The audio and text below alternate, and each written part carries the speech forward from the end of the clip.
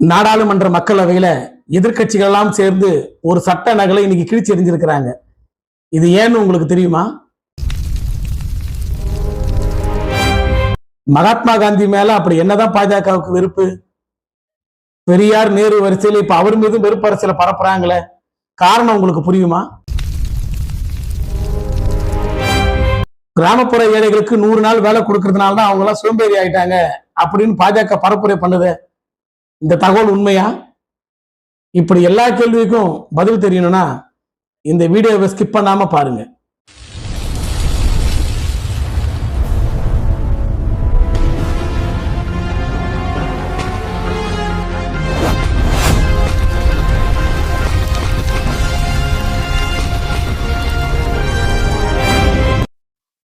நடந்து கொண்டிருக்கக்கூடிய நாடாளுமன்ற கூட்டத்தொடரிலேயே கொண்டு வரப்பட்ட சட்டங்கள்ல மிகப்பெரிய விவாதத்தை நாடு முழுவதும் உருவாக்கின சட்டம் எதுன்னு கேட்டீங்கன்னா, சமீபத்தில் கொண்டு வந்திருக்கக்கூடிய விக்சித் பாரத் வேலைவாய்ப்பு மற்றும் வாழ்வாதாரத்திற்கான உறுதியளிப்பு சட்டம்னு சொல்லி ஒரு சட்டம். அந்த சட்டம் தான் இன்னைக்கு எதிர்கட்சிகள் எல்லாம் சேர்ந்து நகலையே கிழித்தெறிகிற அளவுக்கு மிகப்பெரிய ஆர்ப்பாட்டத்தை நாடாளுமன்றத்துக்குள்ள உருவாக்கி இருக்கு. ஏற்கனவே செயல்பட்டு வரக்கூடிய மகாத்மா காந்தி தேசிய ஊரக வேலைவாய்ப்பு திட்டத்துக்கு பதிலாக இந்த சட்டத்தை அவங்க கொண்டு வர வேண்டிய அவசியம் என்ன அப்படின்பதுதான் இன்னைக்கு மிகப்பெரிய விவாதமாக இருக்கு. இதுக்கான அர்த்தத்தை நம்ம புரிஞ்சுக்கணும்னு சொன்னா, பாஜகவோட அடுத்த கட்ட மூவ நம்ம தெரிஞ்சுக்கணும்னு சொன்னா, ஏற்கனவே இருக்கக்கூடிய மகாத்மா காந்தி தேசிய ஊரக வேலைவாய்ப்பு சட்டம் கொண்டு வந்த வரலாறையும் அது செய்த பல நன்மைகளையும் நாம் தெரிந்து கொண்டால் மட்டும்தான் இந்த சட்டம் எவ்வளவு ஆபத்தானது என்பதை நம்ம இப்ப புரிஞ்சுக்க முடியும். 2004ஆம் ஆண்டு நடைபெற்ற நாடாளுமன்ற தேர்தலில் எந்த கட்சிக்கும் பெரும்பான்மை இல்லாத போது காங்கிரஸ் கூட்டணிக்கும் பெரும்பான்மை இல்லாமல் ஒரு ஆட்சி அமைக்கக்கூடிய அளவிற்கு ஓரளவுக்கு அவங்க வந்தாங்க. அன்னைக்கு அவர்கள் ஆட்சி அமைக்க வேண்டும் என்று சொன்னால் 61 நாடாளுமன்ற உறுப்பினர்கள், குறிப்பாக 44 எம்பிக்களை கொண்ட மார்க்சிஸ்ட் கம்யூனிஸ்ட் கட்சியினோட ஆதரவு என்பது அன்னைக்கு தேவைப்பட்டது. இடதுசாரியின் கட்சிகள் எல்லாம் ஒன்றாக நின்று ஆட்சியில் எங்களுக்கு பங்கு வேண்டாம், நாங்கள் சொல்லுகிற மக்கள் நல விஷயங்களை மட்டும் நீங்க செஞ்சால் போதும், சட்டங்கள் ஆக்க வேண்டும் சொல்லி நிபந்தனையே இல்லாமல் ஆதரவை அன்னைக்கு தெரிவிச்சாங்க. இன்னைக்கு யோசித்து பாருங்க, அடுத்த ஆண்டு நடைபெற தேர்தலுக்கு இப்பவே யார் யாருக்கு அமைச்சர் பதவி தர முடியும்னு சொல்லி கூட்டணி பேரம் நடந்துட்டு இருக்குது. அன்னைக்கும் இதே நிலைமையில தான் எல்லா கட்சிகளும் எந்தெந்த இலாக யார் யாருக்கு வேணும்னு சொல்லி பங்கு போடக்கூடிய அந்த காலகட்டத்தில் இடதுசாரிகள் மட்டும்தான் நாடாளுமன்றத்துக்கு வெளியே இருந்து நாங்கள் நிபந்தனையற்ற ஆதரவை நாங்கள் தெரிகின்றோம், மக்கள் நல பிரச்சனைகளுக்கு மட்டும் நீங்கள் சட்டமாக ஏற்று மக்களுக்கான வேலை சட்டங்களை மட்டும் நீங்கள் கொண்டு வர வேண்டும் என்கின்ற ஆதரவை நம்ம தெரிவிச்சிருந்தாங்க. அந்த வகையில் கொண்டு வரப்பட்டதுதான் இந்த 100 நாள் வேலை வாய்ப்பு திட்டம்ன்றது.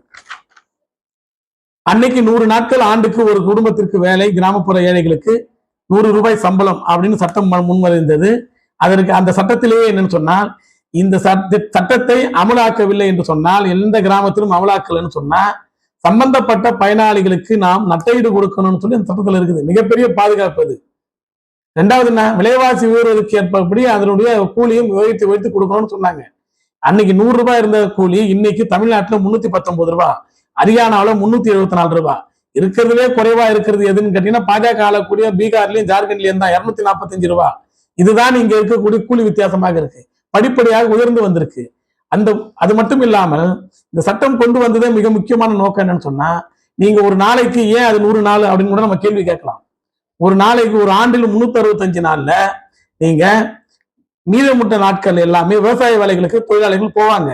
அது போக மற்ற நாட்கள்ல தான் 100 நாட்கள் மட்டும் நம்ம வேலை கொடுத்தோம்னு சொன்னால் அது அந்த குடும்பத்தின் வாழ்வாதாரத்தை காப்புன்றதுனாலதான் 100 நாள் வேலையை உறுதியாக தரணும்னு சொல்லி சட்டம் சொல்லுச்சு. ரெண்டாவது, வேலை தேடி நகரங்களை நோக்கி வரக்கூடியவர்கள் எண்ணிக்கையை பெருமளவு குறைச்சது. மூணாவது, கடன், வறுமை, பசி, பட்டினின்னு சொல்லி விவசாயிகளை தற்கொலைக்கு தள்ளக்கூடிய அந்த நிலையில இருந்து அவர்களை காப்பாத்துச்சு. அதை விட மிக முக்கியமானது, கொரோனா போன்று பேரழிவு காலங்களில் ஊரடங்கு உத்தரவு போட்டு எங்கேயும் வேலைக்கு போக முடியாத சூழலில் கூட அந்த ஏழை தொழிலாளர்களுக்கு 100 நாள் வேலை வாய்ப்பு கொடுத்து அந்த சம்பளம் தான் அவர்களை, அந்த குடும்பத்தை கிட்டத்தட்ட காப்பாற்றியது. கிட்டத்தட்ட 7.5 கோடி குடும்பங்கள் அப்படின்னா இன்னைக்கு கணக்கு போட்டீங்கன்னா நீங்க ஒரு 30 கோடி பேர் அந்த வேலை வாய்ப்புல தான் பயனடைஞ்சு அவர்கள் வாழ்வாதாரத்தை காப்பாத்தினாங்க. ஏன்னா பல பேர் நகரத்தை விட்டு கிராமத்துக்கு போயிட்டாங்க சொந்த ஊருக்கு. இங்க வேலை செய்ய கம்பெனிக்கு மூடினாங்க, கடையை மூடினாங்க. வேலை இல்லாத நிலைமை வரும்போது அவர்கள் நேரம் கிராமத்துக்கு போனவன் வாழ்வாதாரத்துக்கு எந்த ஏற்பாடும் இல்லைன்னும் பொழுது அவர்களுக்கு பெரிய அளவுக்கு பயன்பட்டதுதான் இந்த கிராமப்புற வேலை வாய்ப்பு சட்டம். அந்த சட்டம் தான் இன்னைக்கு பாஜகவுடைய கண்ணை உறுத்துது. 2014 மோடி அரசு ஆட்சிக்கு வந்த பிறகு 100 நாள் வேலைக்கான நிதியை படிப்படியாக அவர்கள் வெட்டி சுருக்கினார்கள். பழைய சட்டத்தின்படி ஒவ்வொரு ஆண்டும் விலைவாசி உயர்வுக்கு ஏற்ப நிதி என்பது கூடுதலாக்கப்பட வேண்டும் என்பது பழைய சட்டத்தில் இருந்தது. ஆனால் மோடி அரசு அந்த விகிதாச்சாரத்துக்கு ஏற்றபடி உயர்த்தாமல் படிப்படியாக குறைத்துக் கொண்டே இருந்தார்கள். இதனுடைய விளைவு என்ன ஆச்சுன்னு சொன்னா 2014 பிறகு 100 நாள் என்பது 70 நாளாக மாறிச்சு, 60 நாளாக மாறிச்சு. 50 நாட்கள் கூட வேலை கிடைக்காதவர்கள் எண்ணிக்கை கணிசமாக இருந்தது. மிகப்பெரிய அளவுக்கு எண்ணிக்கையாக அது உயர்ந்தது. இப்படி மாத்தி மாத்தி சட்டத்தை குறைத்து நீர்த்து போக செய்யக்கூடிய மோடி அரசாங்கம் தான் வெளியில இன்னொரு பிரச்சாரத்தையும் அவங்க பண்ணிக்கிட்டு இருந்தாங்க. காங்கிரஸ் கவர்மெண்ட் 100 நாள் வேலையை கொண்டு வந்ததுனால மக்கள் எல்லாம் சோம்பேறி ஆயிட்டாங்க, யாரும் வேலைக்கு போக மாட்டாங்க அப்படின்னு சொல்லி ஒரு பிரச்சாரத்தை கொண்டு வந்துட்டு இப்போ ஒரு புதிய சட்டத்தை மீண்டும் உருவாக்குறாங்க. சட்டத்தை புதுசா கொண்டு வந்ததுனால பழைய சட்டத்தை மட்டும் காணாமல் போக வைக்கல, அதில் பேர்ல இருந்த மகாத்மா காந்தி சேர்த்து தூக்கிட்டாங்க. தந்தை பெரியார் நேரு எதிர்ப்பு அரசியலுக்கு மத்தியில மகாத்மா காந்தியின் மீதும் வெறுப்பு அரசியல் விதைக்கக்கூடியவர்களாக பாஜகவினர் இன்னைக்கு மாறி இருக்கிறாங்க. கோட்சேவின் வாரிசுகளிடமிருந்து நாம வேற எதுவும் எதிர்பார்க்க முடியாது. சரி, வருவோம். புதிய சட்டம் பழைய சட்டம் இதனுடைய நன்மைகள் என்ன அப்படின்னு பாத்தீங்கன்னா, பழைய சட்டத்துல வேலை கொடுப்பது என்பது அரசின் கடமையாக இருந்தது. அது கண்டிப்பாக கொடுக்கணும். அந்த வேலையை அவர்கள் கொடுக்க முடியவில்லை என்று சொன்னால் நிச்சயமாக நீங்க அதற்கான நஷ்ட ஈடு அவங்க தர வேண்டிய அவசியம் என்பது இருந்தது. புதிய சட்டத்துல வேலை வாய்ப்பு என்பது அவர்கள் கேட்டு பெறணும். இங்க கொடுப்பது என்பது சட்டம் கிடையாது, கட்டாயம் கிடையாது. அவர்கள் கேட்டு பெறணும். அதுதான் இப்ப இருக்கிற சட்டத்துல இருக்கு. அப்படின்னு வரும்போது எந்த அரசும் கொடுக்க வேண்டிய கட்டாயம் இல்லாமல் தன் பொறுப்பிலிருந்து நழுவும்.